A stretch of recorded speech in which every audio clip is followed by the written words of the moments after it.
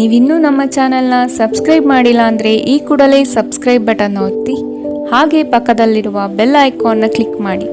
ಇದರಿಂದ ನಮ್ಮ ಹೊಸ ವಿಡಿಯೋ ಅಪ್ಡೇಟ್ಸ್ಗಳು ನಿಮಗೆ ಸಿಗುತ್ತೆ.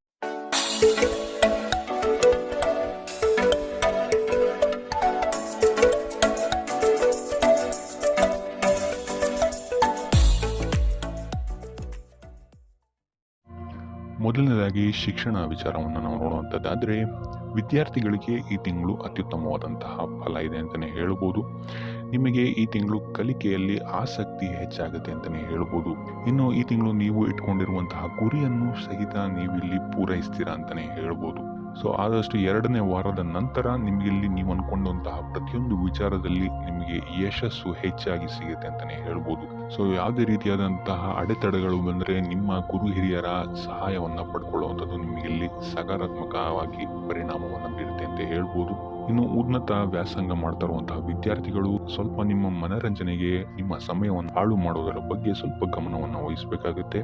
ಹೆಚ್ಚಿನ ಗಮನವನ್ನು ವಿದ್ಯಾಭ್ಯಾಸದ ಕಡೆಗೆ ಹರಿಸುವಂಥದ್ದು ನಿಮಗಿಲ್ಲಿ ಈ ತಿಂಗಳು ಉತ್ತಮವಾಗಿರುತ್ತೆ ಅಂತಲೇ ಹೇಳ್ಬೋದು. ಸೊ ಟೋಟಲ್ ಆಗಿ ನೋಡುವಂಥದ್ದಾದರೆ ವಿದ್ಯಾರ್ಥಿಗಳಿಗೆ ಈ ತಿಂಗಳು ಉತ್ತಮವಾದಂತಹ ಫಲಗಳಿದೆ ಅಂತಲೇ ಹೇಳ್ಬೋದು. ಇನ್ನು ಕುಟುಂಬ ವಿಚಾರಕ್ಕೆ ಬರುವಂಥದ್ದಾದರೆ, ಕುಟುಂಬ ವಿಚಾರದಲ್ಲಿ ಈ ತಿಂಗಳು ನಿಮಗೆ ಸಾಮಾನ್ಯ ಫಲ ಅಂತಲೇ ಹೇಳ್ಬೋದು. ಇಲ್ಲಿ ನಿಮ್ಮ ಸಂಗಾತಿಯ ಆರೋಗ್ಯದ ಬಗ್ಗೆ ನೀವು ಇಲ್ಲಿ ಒಂದು ಸ್ವಲ್ಪ ಗಮನವನ್ನು ಹರಿಸಬೇಕಾಗುತ್ತೆ. ಅಥವಾ ನಿಮ್ಮ ಕುಟುಂಬದಲ್ಲಿ ಒಬ್ಬರು ಅಥವಾ ಸ್ಪೆಷಲಿ ಮಹಿಳೆಯರಿಗೆ ಈ ತಿಂಗಳು ಸ್ವಲ್ಪ ಆರೋಗ್ಯಕ್ಕೆ ಸಂಬಂಧಿಸಿದಂತಹ ಸಮಸ್ಯೆಗಳು ಕಾಣುತ್ತೆ ಅಂತಲೇ ಹೇಳ್ಬೋದು. ಇನ್ನು 2ನೇ ವಾರದ ನಂತರ ನಿಮ್ಮ ಸಂಗಾತಿಯೊಂದಿಗೆ ಸ್ವಲ್ಪ ತಪ್ಪು ಗ್ರಹಿಕೆ ಹೆಚ್ಚಾಗುತ್ತೆ ಅಂತಲೇ ಹೇಳ್ಬೋದು. ಆದರೆ ದಿನ ಕಳೆದಂತೆ ಇದು ನಿಮಗೆ ನಿಮ್ಮ ಕುಟುಂಬ ವಿಚಾರದಲ್ಲಿ ಸ್ವಲ್ಪ ಚೇತರಿಕೆ ಬರುತ್ತೆ ಅಂತಲೇ ಹೇಳ್ಬೋದು. ಇನ್ನು ಒಡ ಹುಟ್ಟಿದವರ ಜೊತೆ ಇದ್ದಂತಹ ಮನಸ್ತಾಪಗಳು 3ನೇ ವಾರದ ನಂತರ ನಿಮಗೆ ಇಲ್ಲಿ ಸ್ಥಿತಿಗತಿಗಳು ಸುಧಾರಣೆಯಾಗುತ್ತೆ ಅಂತಲೇ ಹೇಳ್ಬೋದು. ಸೊ ಟೋಟಲ್ ಆಗಿ ನೋಡುವಂಥದ್ದಾದರೆ ಕುಟುಂಬ ವಿಚಾರದಲ್ಲಿ ಈ ತಿಂಗಳು ನಿಮಗೆ ಸಾಮಾನ್ಯವಾಗಿ ಇರುತ್ತೆ ಅಂತಲೇ ಹೇಳ್ಬೋದು. ಇನ್ನು ಆರೋಗ್ಯ ವಿಚಾರಕ್ಕೆ ಬರುವಂಥದ್ದಾದರೆ, ಆರೋಗ್ಯ ವಿಚಾರದಲ್ಲಿ ಈ ತಿಂಗಳು ನಿಮಗೆ ಮಿಶ್ರ ಫಲ ಅಂತಲೇ ಹೇಳ್ಬೋದು. ಕೆಲಸದ ಒತ್ತಡ ಇಲ್ಲಿ ನಿಮಗೆ ಸ್ವಲ್ಪ ಹೆಚ್ಚಾಗುತ್ತೆ ಅಂತಲೇ ಹೇಳ್ಬೋದು. ಸೊ ಇದರಿಂದಾಗಿ ಇಲ್ಲಿ ನಿಮಗೆ ಆರೋಗ್ಯಕ್ಕೆ ಸಂಬಂಧಿಸಿದಂತೆ ಇದು ನಿಮಗೆ ಸ್ವಲ್ಪ ತೊಂದರೆಯನ್ನು ಕೊಡಬಹುದು. ಆದರೆ 2ನೇ ವಾರದ ನಂತರ ನಿಮಗೆ ಇಲ್ಲಿ ಸಮಸ್ಯೆಗಳು ಸ್ವಲ್ಪ ಹತೋಟಿಗೆ ಬರುತ್ತೆ ಅಂತಲೇ ಹೇಳ್ಬೋದು. ಸೊ ಆದಷ್ಟು ಈ ತಿಂಗಳು ನೀವು ರಕ್ತ, ಕಣ್ಣು, ಮೂತ್ರಪಿಂಡ, ಚರ್ಮ ಇದಕ್ಕೆ ಸಂಬಂಧಿಸಿದಂತಹ ಸಮಸ್ಯೆಗಳು ನಿಮಗಿಲ್ಲಿ ಸ್ವಲ್ಪ ಬಾಧಿಸಬಹುದು ಅಂತಲೇ ಹೇಳ್ಬೋದು. ಆದರೆ 3ನೇ ವಾರದ ನಂತರ ನಿಮಗಿಲ್ಲಿ ಸ್ಥಿತಿಗತಿಗಳು ಸಾಮಾನ್ಯ ಸ್ಥಿತಿಗೆ ಬರುತ್ತೆ ಅಂತಲೇ ಹೇಳ್ಬೋದು. ಆದರೆ ಪೋಷಕರ ಆರೋಗ್ಯದ ಬಗ್ಗೆ ಸ್ವಲ್ಪ ಗಮನವನ್ನು ಹರಿಸುವಂಥದ್ದು ನೀವು ಈ ತಿಂಗಳು ಉತ್ತಮವಾಗಿರುತ್ತೆ. ಟೋಟಲ್ ಆಗಿ ನೋಡುವಂಥದ್ದಾದರೆ ಆರೋಗ್ಯ ವಿಚಾರದಲ್ಲಿ ಈ ತಿಂಗಳು ನಿಮಗೆ ಮಿಶ್ರ ಫಲ ಅಂತಲೇ ಹೇಳ್ಬೋದು.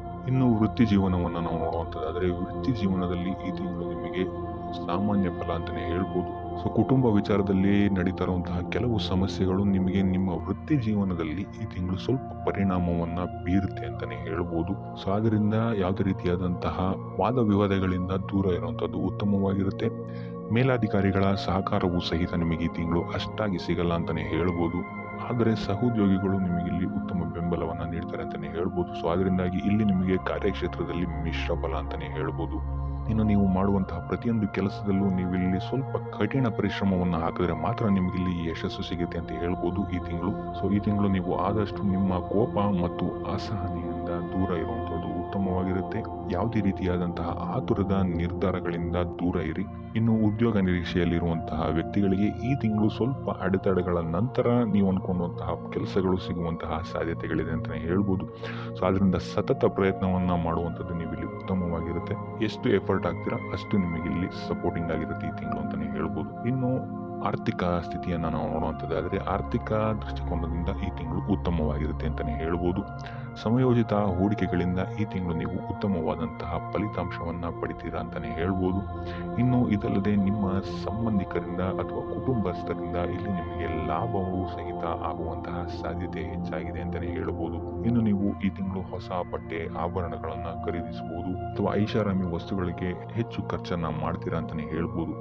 ಇನ್ನು ಇದಲ್ಲದೆ ನೀವೇನಾದರೂ ಈ ತಿಂಗಳು ಸಾಲ ತಗೊಳ್ಳೋಕೆ ಏನಾದ್ರು ಅಪ್ಲಿಕೇಶನ್ ಆಗ್ತೀರಾ ಅಂತ ಹೇಳಿದ್ರು ಸಹಿತ ನಿಮಗಿಲ್ಲಿ ಪಾಸಿಟಿವ್ ರಿಸಲ್ಟ್ ಸಿಗುವಂತಹ ಸಾಧ್ಯತೆ ಹೆಚ್ಚಾಗಿದೆ ಅಂತಲೇ ಹೇಳ್ಬೋದು. ಇನ್ನು ಸ್ವಂತ ವ್ಯಾಪಾರ ಉದ್ಯೋಗದಲ್ಲಿರುವಂಥವರಿಗೆ ಈ ತಿಂಗಳು ಲಾಭದಾಯಕರವಾಗಿದೆ ಅಂತಲೇ ಹೇಳ್ಬೋದು. ಆದರೆ ಪಾಲುದಾರಿಕೆ ವಿಷಯದಲ್ಲಿ ಹೆಚ್ಚಿನ ಜಾಗ್ರತೆ ವಹಿಸುವಂಥದ್ದು ಉತ್ತಮವಾಗಿರುತ್ತೆ. ತಪ್ಪು ಗ್ರಹಿಕೆಯಿಂದ ಮುಜುಗರಕ್ಕೊಳಗಾಗುವಂತಹ ಸಾಧ್ಯತೆಗಳು ಹೆಚ್ಚಾಗಬಹುದು ಅಂತಲೇ ಹೇಳ್ಬೋದು. ಸೊ ಆದ್ರಿಂದ ಪಾಲುದಾರಿಕೆಯ ವಿಚಾರಗಳಲ್ಲಿ ಹೆಚ್ಚು ಗಮನ ವಹಿಸುವಂಥದ್ದು ಉತ್ತಮವಾಗಿರುತ್ತೆ. ಇನ್ನು ಇದಲ್ಲದೆ ಹೊಸ ಹೂಡಿಕೆಗಳಲ್ಲೂ ಅಷ್ಟೇ ನೀವು ಸ್ವಲ್ಪ ಎಚ್ಚರಿಕೆ ವಹಿಸುವಂಥದ್ದು ಉತ್ತಮವಾಗಿರುತ್ತೆ. ತಜ್ಞರ ಸಲಹೆ ಮತ್ತು ಸಹಕಾರವನ್ನು ತಗೊಳ್ಳುವಂಥದ್ದು ನಿಮಗಿಲ್ಲಿ ಒಂದು ಸಪೋರ್ಟ್ ನೀಡುತ್ತೆ ಅಂತಲೇ ಹೇಳ್ಬೋದು. ಸೊ ಆದ್ರಿಂದ ಯಾವುದೇ ರೀತಿಯಾದಂತಹ ಹೂಡಿಕೆಗಳಲ್ಲಿ ಆತುರದ ನಿರ್ಧಾರಗಳನ್ನು ಮಾಡಕ್ಕೆ ಹೋಗಬೇಡಿ. ಆದಷ್ಟು ಮುನ್ನೆಚ್ಚರಿಕೆಯನ್ನು ವಹಿಸುವಂಥದ್ದು ನೀವು ಇಲ್ಲಿ ಆರ್ಥಿಕ ದೃಷ್ಟಿಕೋನದಿಂದ ಉತ್ತಮವಾಗಿರುತ್ತೆ ಅಂತಲೇ ಹೇಳ್ಬೋದು. ಇನ್ನು ಉಪಾಯ ವಿಚಾರಕ್ಕೆ ಬರುವಂಥದ್ದಾದ್ರೆ ಶಿವನನ್ನ ಪೂಜಿಸುವಂಥದ್ದು ಅಥವಾ 108 ಬಾರಿ ಶಿವನ ಮಂತ್ರವನ್ನ ಪಠಿಸುವಂಥದ್ದು ಅಥವಾ ಬಿಲ್ವಾರ್ಚನೆ ಮಾಡಿಸುವಂಥದ್ದು ಸೋಮವಾರಗಳಂದು ಇಲ್ಲಿ ನಿಮಗೆ ಇರುವಂತಹ ಸಮಸ್ಯೆಗಳಿಂದ ವೃತ್ತಿರಂಗದಲ್ಲಾಗಿರ್ಬೋದು ಅಥವಾ ಆರ್ಥಿಕ ಸ್ಥಿತಿಯಲ್ಲಾಗಿರ್ಬೋದು ಅಥವಾ ಶಿಕ್ಷಣ ಕ್ಷೇತ್ರದಲ್ಲಾಗಿರ್ಬೋದು ಸ್ವಲ್ಪ ರಿಲೀಫನ್ನು ನಿಮಗಿಲ್ಲಿ ನೀಡುತ್ತೆ ಅಂತಲೇ ಹೇಳ್ಬೋದು. ಸೊ ಇದಾಗಿತ್ತು ಈ ತಿಂಗಳ ನಿಮ್ಮ ರಾಶಿ ವಿಷಯ.